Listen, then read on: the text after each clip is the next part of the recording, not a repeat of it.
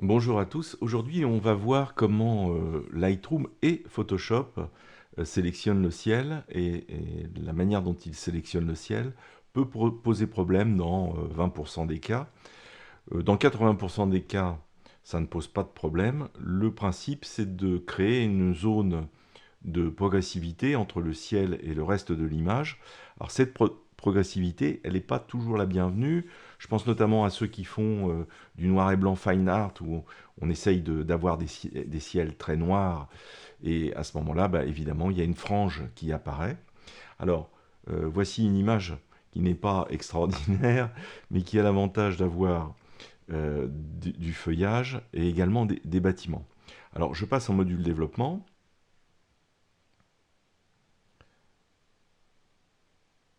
Voilà. Et donc, je vais activer le masquage, hein, ici, ce rond. Voilà. Et donc, je vais demander une sélection du ciel.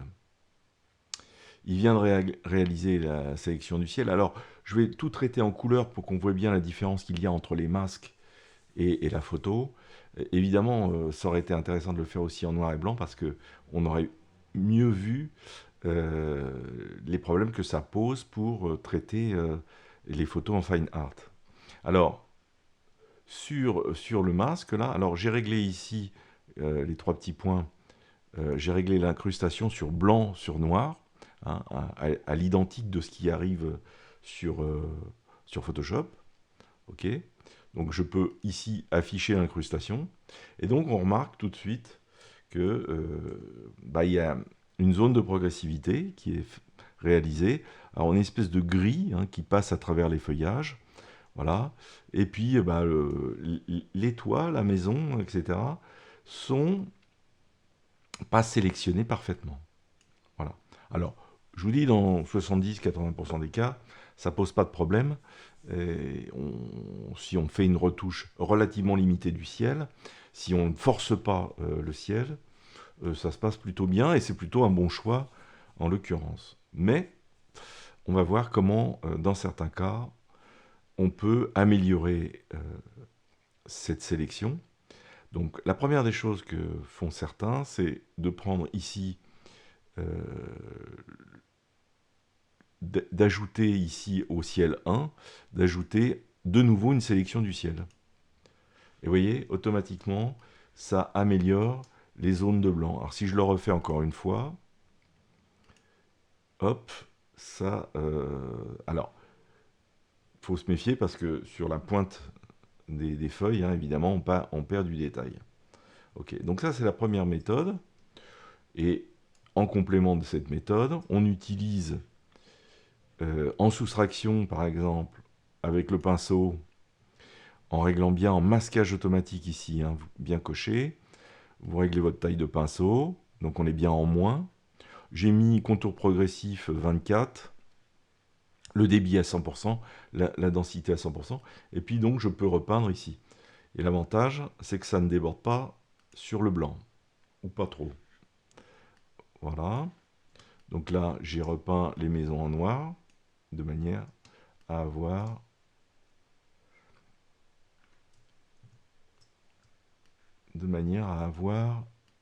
une meilleure sélection. Alors, sur les blancs ici, je pourrais me dire, bah oui, mais je vais ajouter en blanc pour récupérer mes... donc je fais ajouter en pinceau en blanc. Et si je diminue un peu la densité et le débit, je peux essayer de repasser dedans, mais vous voyez, ça ne marche pas bien. CTRL Z pour annuler ce que je viens de faire. Donc voilà, au mieux, je peux obtenir ça, mais ce qui peut être largement suffisant. Donc je vais enlever l'affichage de l'incrustation. Donc mon image réapparaît. Et donc je vais baisser l'exposition, mais je vais le faire exprès très fort. Vous voyez, donc c'est pas mal. Mais évidemment, sur les pointes... Alors je vais zoomer à 100%, vous voyez, sur les pointes ici, c'est pas top. Mais bon, là je vais chercher très loin. l'exposition, puisque j'ai mis l'exposition à 0. Hein.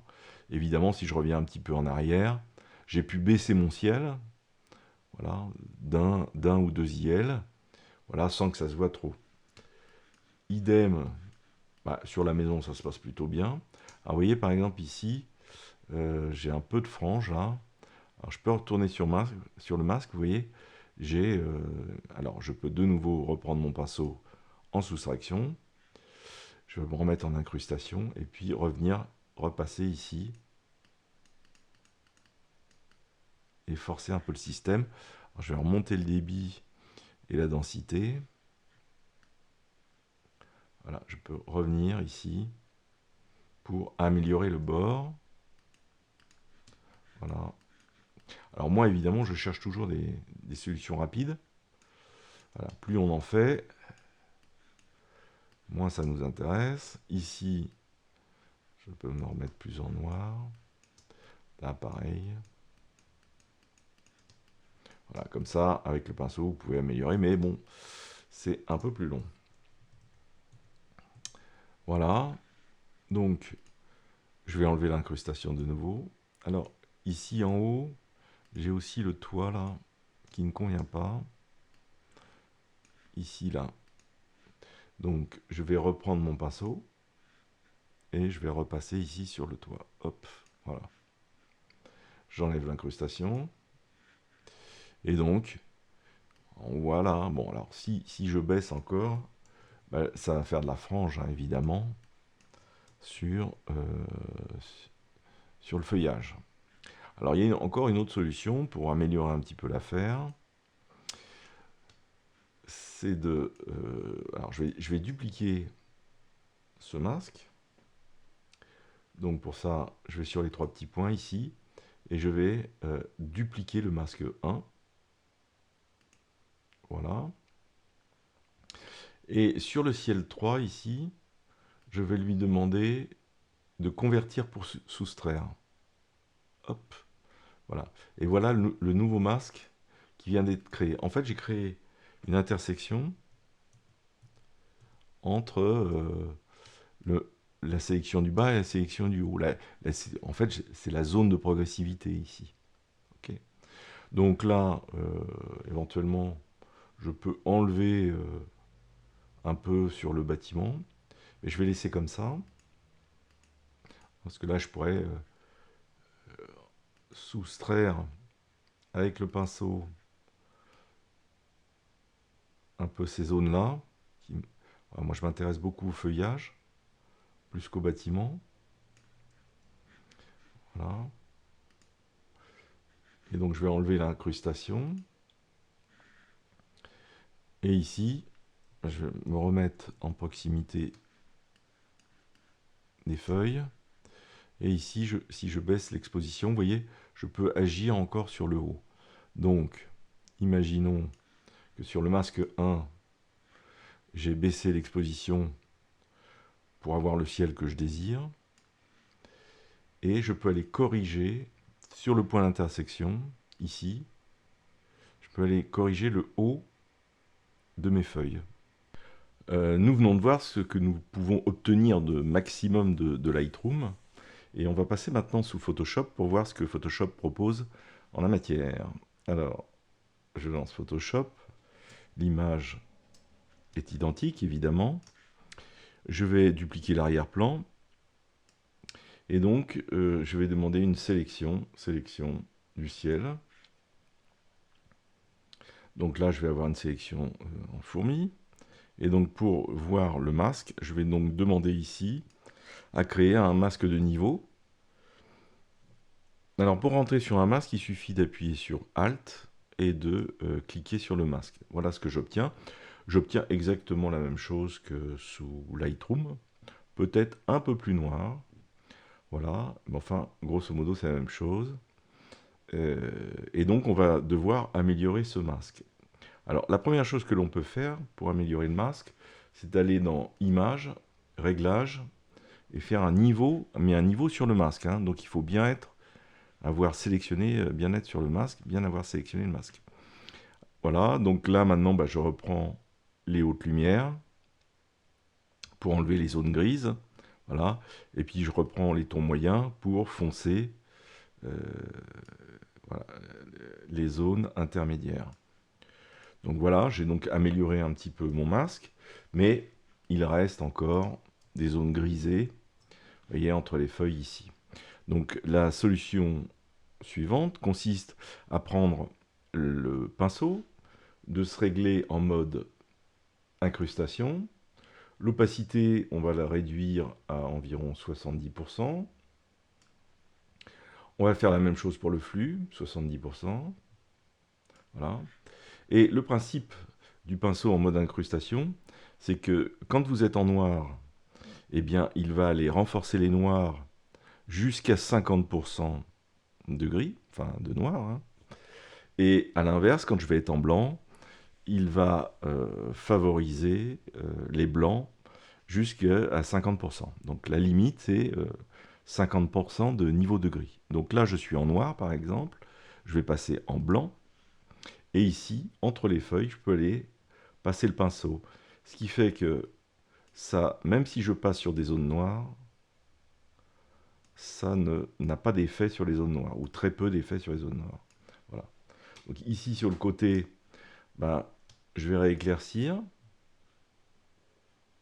Voilà, parce que les choses qui passent à travers les arbres, là. Voilà. Donc plus vous insistez, évidemment, plus ça apparaît. Une autre technique consiste, alors si vous êtes à la souris, à cliquer plusieurs fois. Voilà. Et là, donc, j'ai fait réapparaître la partie blanche. Je repasse ici, pareil, sur le bord. Alors, je ne touche pas là pour le moment les pointes des arbres. Ici, je peux renforcer. Là, je suis en blanc, pardon. Je repasse en noir. Donc là, je peux renforcer. Vous voyez, par exemple, sur le lampadaire, si j'approche du lampadaire, voilà, je vais réduire la taille de mon outil, comme ceci. Et si vous faites des clics, des petits clics, vous voyez, vous pouvez rendre noir en respectant bien les bords. Voilà. Je reviens un peu en arrière. Ici, c'est pareil. J'ai une zone métallique qui apparaît en blanc. Donc là, je mets des petits clics. Hop. Voilà. Je peux renforcer éventuellement l'antenne de télé. Voilà. Donc en fait, je suis en noir et ça n'affecte pas le blanc. Ici, je vais repasser un... non, je reste en noir, donc, pour faire les bords, là. Voilà. Donc ça peut aller vite, puisqu'en fait, avec ce système, on ne déborde pas. Donc là, je fais X pour passer en blanc. Comme ceci. Alors des petits clics sur certaines zones un peu sensibles.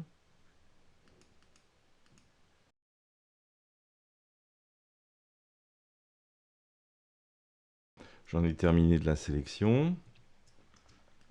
Et maintenant, si je positionne à fond... Alors, on va peut-être refaire un masque standard de sélection du ciel. Donc, je refais une sélection du ciel, sans les retouches que j'ai faites. Voilà, et on va comparer les deux. Donc, je refais un niveau. Ce niveau, je vais l'appeler original. Voilà, et là, je vais l'appeler pinceau. Ok. Donc, sur l'original, je vais me mettre à fond pour qu'on voit les zones qui ne sont pas couvertes et qui sont laissées en progressivité. Voilà. Et si je fais la même chose sur la technique appliquée du pinceau, vous voyez, j'ai moins de zones de progressivité.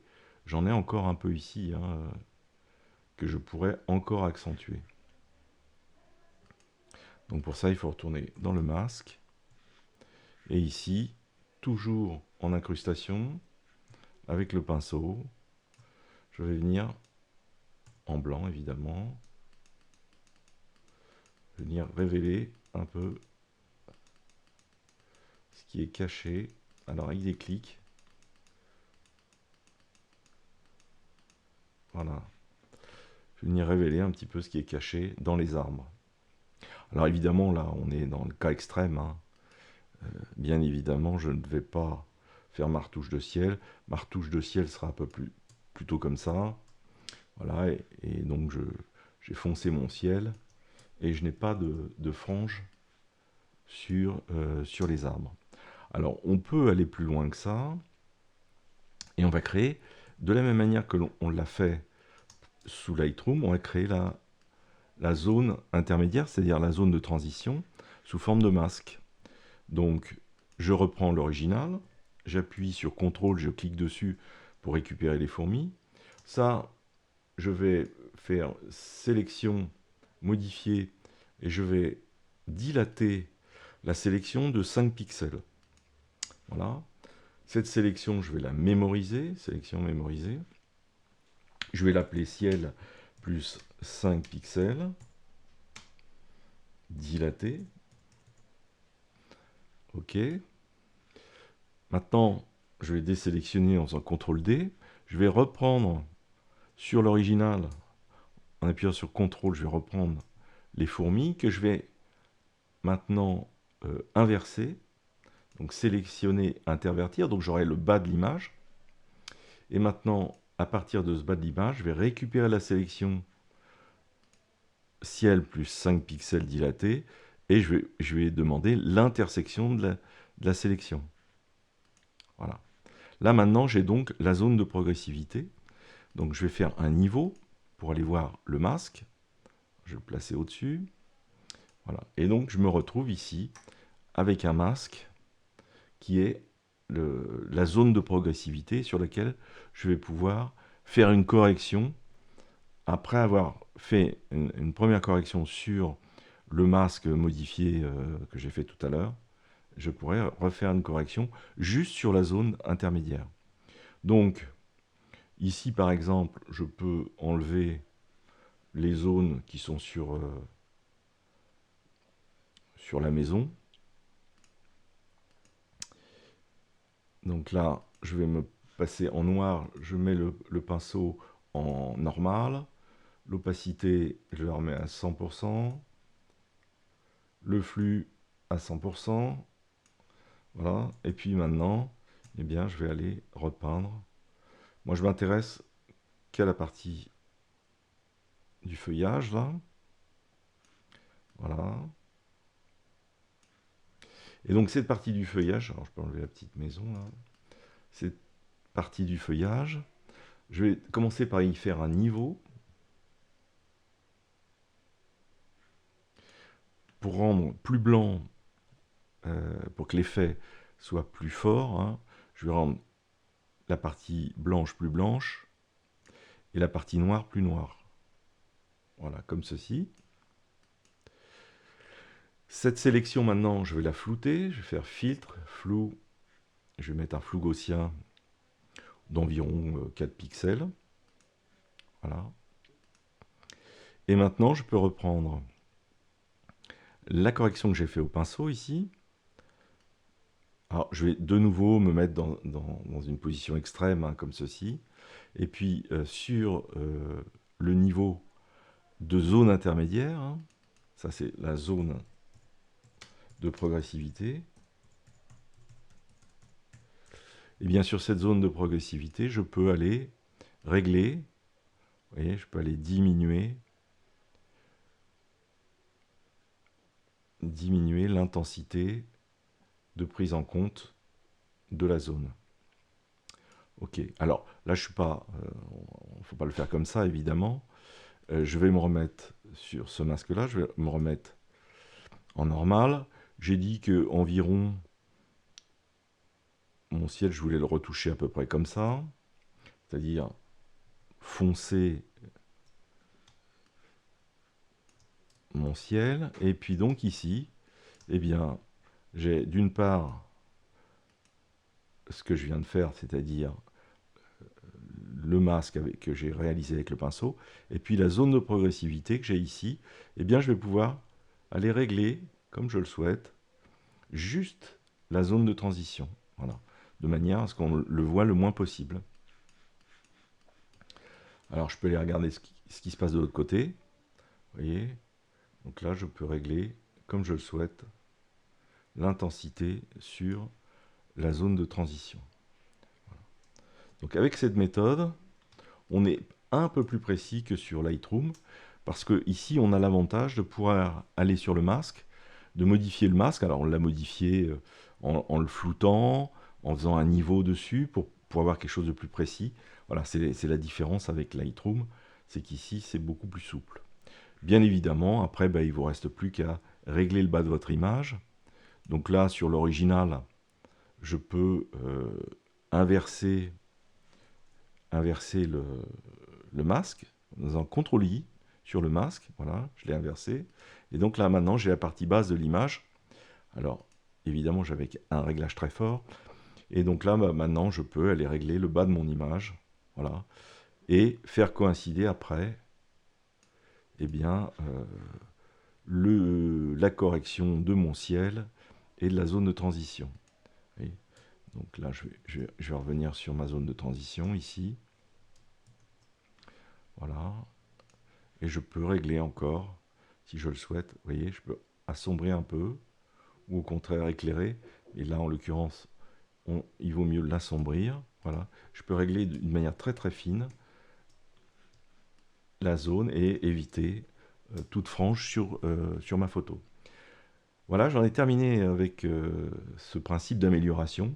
Encore une fois, Adobe a fait un système qui s'applique à 70-80% des photos et qui marche très très bien avec ce système de progressivité. En revanche, on peut avoir besoin de l'éliminer, et voici donc deux méthodes, une sur Lightroom qui a ses limites, et puis une sur Photoshop qui est vraiment très très pratique et fine sur la retouche que l'on peut faire de cette zone de transitivité. Voilà, écoutez, je vous remercie, je vous souhaite une bonne fin de journée. À bientôt, au revoir.